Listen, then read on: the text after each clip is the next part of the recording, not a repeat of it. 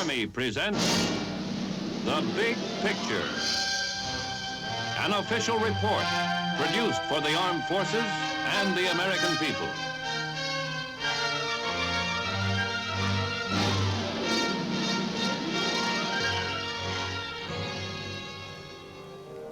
Somewhere in enemy territory, soldiers of the aggressor forces man a radar post, a constant threat to the successful operation of our own forces, an obstacle which must be eliminated as quickly and quietly as possible.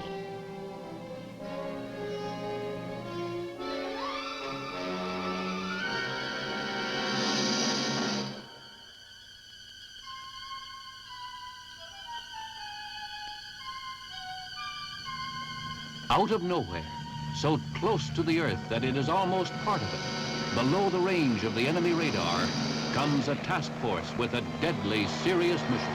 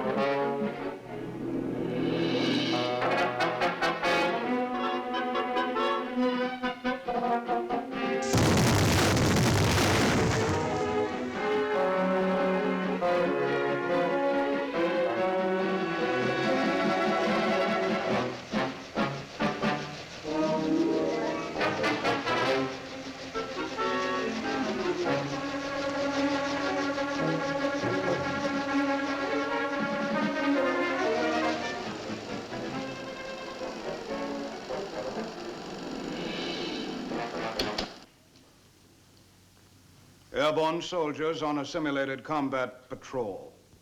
A swooping surprise raid to knock out an enemy radar post. Then a swift return to their own lines. This is not a hypothetical action. It is standing operating procedure as part of the tactics of the United States Army. The American fighting man is taking to the air in an increasing variety of missions, in small units as well as large, for long and short range tasks. Aviation has given him a new dimension of movement. Whether he moves by helicopter or transport plane, he is applying his resourcefulness and daring to find new ways of using the supreme mobility that air travel has made possible. At an air base on friendly soil, soldiers prepare to go into battle in a way scarcely dreamed of a few short years ago.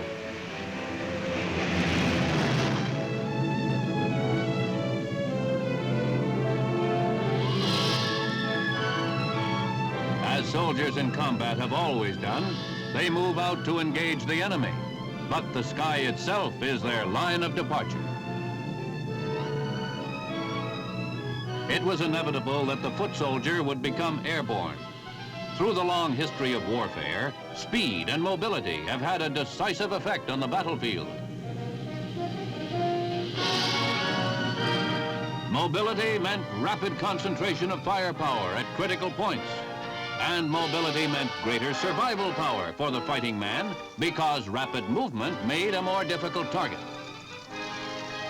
The foot soldier has always been quick to adapt or improvise artificial means of transportation. Once he made use of the horse. More recently, he adapted the railroad to his needs. And then the truck.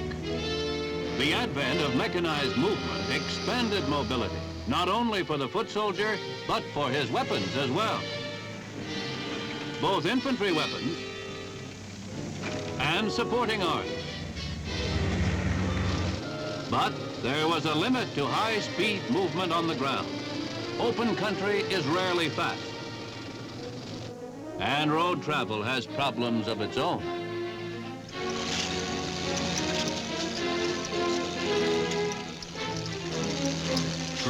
Through his determination, the soldier proved that there was no obstacle of nature or man that could not be crossed.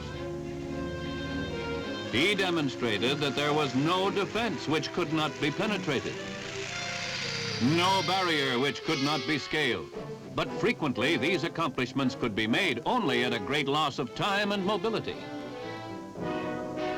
It was inevitable that when the airplane became practical, the foot soldier should see it as the ultimate solution to his problems of mobility, to overcome terrain obstacles by passing over them. World War II saw the first and highly successful use of airborne troops in combat. The Germans dropped troops with great effect early in the war on Norway, Holland, and Crete.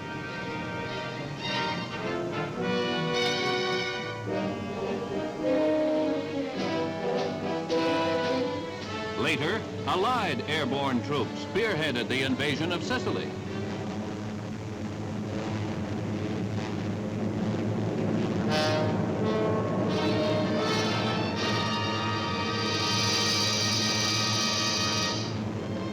They cleared the way for the great assault on the beaches of France in the pre-dawn hours of June 6, 1944.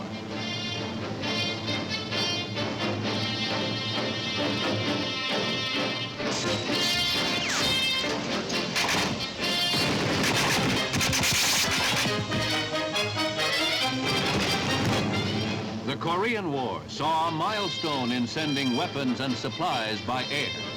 The first successful airdrop of heavy weapons in combat was made here.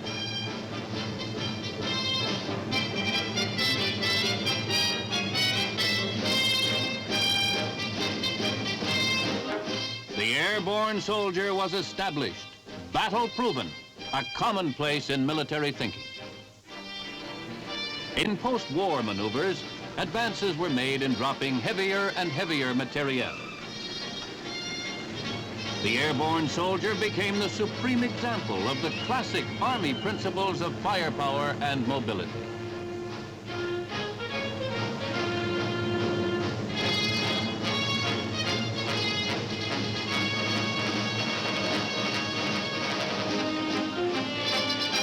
The advent of nuclear and missile warfare did not change this concept. On the contrary, it enlarged its importance. The extreme range of missiles provided a consideration of the highest importance. The enormous destructive radius of nuclear arms added immeasurably to that consideration. Together, they made slow-moving concentrations of ground troops suicidal. The capacity for swift movement to achieve maximum dispersal was vital, and so was swift movement to reconcentrate the enormous firepower of the modern fighting division.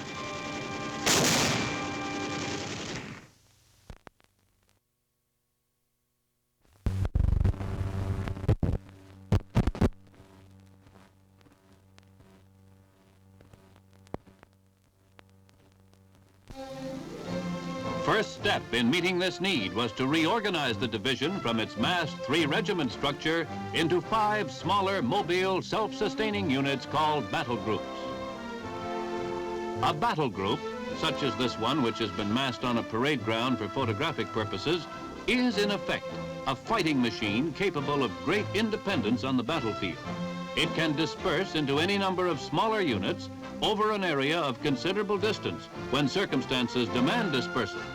It can come together quickly to deliver a massive blow when the target presents itself, and then rapidly disperse once more. Its communications unites it into a cohesive group, however widely scattered it is. Its weapons, and the weapons which stand behind it, which it can call upon for support, make it hard-hitting. But mobility is its prime characteristic. It is, in every sense, a modern, basic fighting unit, perfectly tailored to the needs of a modern army.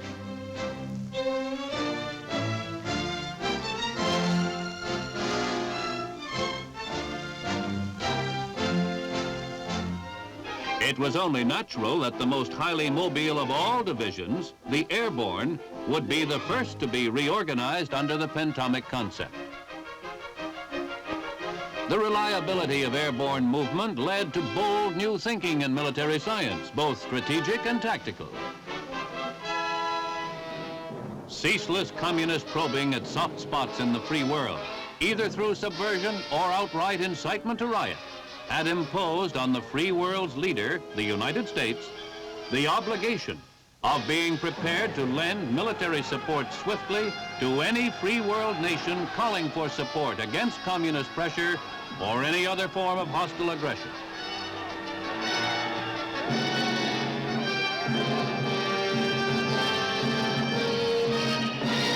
To answer this global need, the United States Army formed STRAC, the Strategic Army Corps, whose slogan is skilled, tough, ready, around the clock.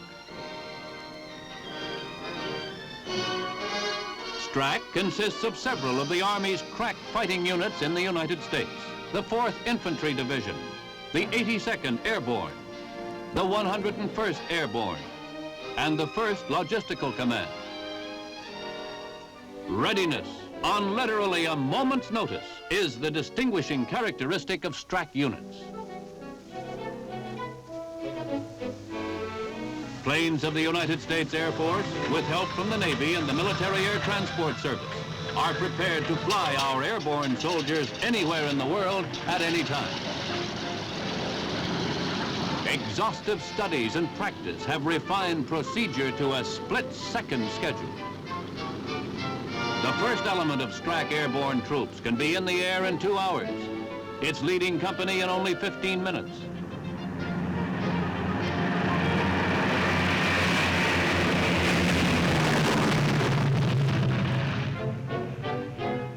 Afterward, an entire division, if necessary, complete to the last clerk and bullet, can be moved to its destination in 6 days or less.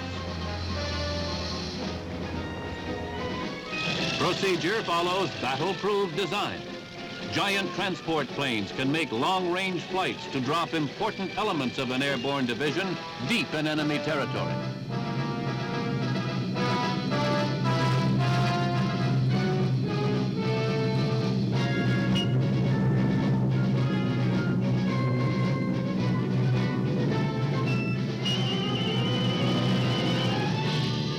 For an airhead is seized by airborne soldiers. Some of them parachute from their planes. Others are air-landed. Unloading is swift and precise. STRAC airborne forces are ready for instant deployment in battle. They fly to fight with the ammunition, food, and supplies needed to sustain them in combat before being resupplied. The Strat concept paid off brilliantly in Lebanon in the Middle East. Political forces outside the country threatened the overthrow of the democratic government. The United States, at the request of Lebanon, landed Marines from the 6th Fleet and flew in airborne reinforcements from Germany. The discreet, restrained presence of these troops calmed Lebanon and enabled a democratic election to be held. After this was accomplished, the troops withdrew without incident.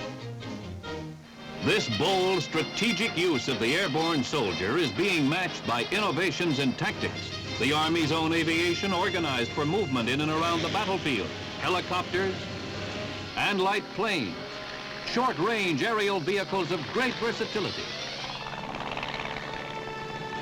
These give the airborne soldier the means to perform raids, reconnaissance in force, flanking attacks, slashing penetrations to the enemy's rear, a third-dimensional cavalry striking through the air with a speed, surprise, and shock power far beyond their predecessors on horse, wheels, or track. The infantryman's or cavalryman's former obstacles simply no longer exist.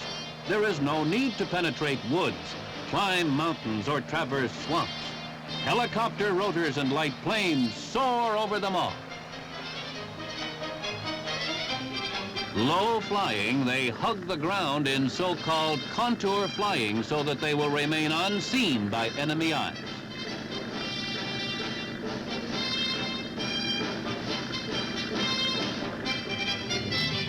They skim low across the flat beds of rivers. They slip through passes behind hills or mountains to land suddenly where they are least expected, in the enemy's unprotected rear or flanks. This is vertical envelopment, a new dimension of warfare for the airborne soldier, a tactic proven so effective that each regular pentomic infantry division has its own aviation company to carry heavily armed assault forces for a swift thrust against the enemy. Fresh troops, unwearied by forced road marches or long truck rides, organized to take the field immediately in battle formations. Ready to release a storm of firepower against a surprised, demoralized enemy. Automatic weapons and supporting mortars. Recoilless rifles and artillery. Even the helicopters themselves are being utilized in experimentation going on today as aerial gun platforms to lay down a deadly screen of rocket or machine gun fire. In demonstrations where these firing helicopters are used, they have proved the tactical effectiveness of aerial assault vehicles. Vehicles which, if used in combat on the battlefield of tomorrow, may look considerably different from the helicopters which are demonstrating this effectiveness today.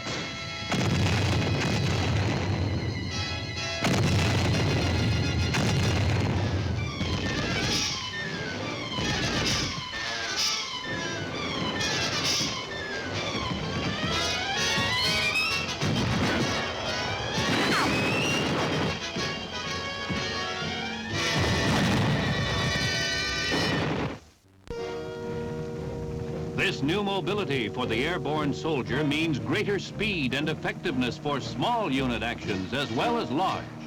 A handful of men can be stealthily airlifted to the rear to carry out a variety of special missions and patrols. The vital need for small units with this kind of mobility is dictated by the special circumstances of war as it would be fought in these times. On any battlefield which would exist today or tomorrow, our own forces would be dispersed over wide areas in order to deny the enemy a lucrative target for his firepower. In the same way, the enemy himself would disperse. He, too, to protect his forces from nuclear attack, would do so by scattering them in small units. In such a fluid battle area, mobile patrols become most effective. They can scout out enemy positions and strong points.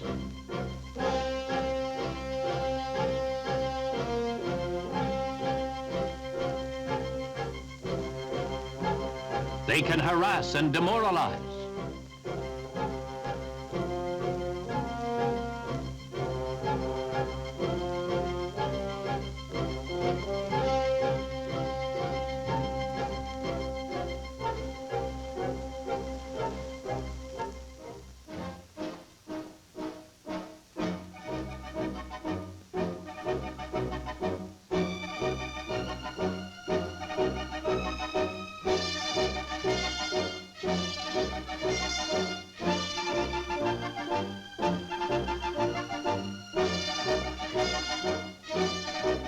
They can destroy the lines of communication which link the dispersed elements of the enemy's forces.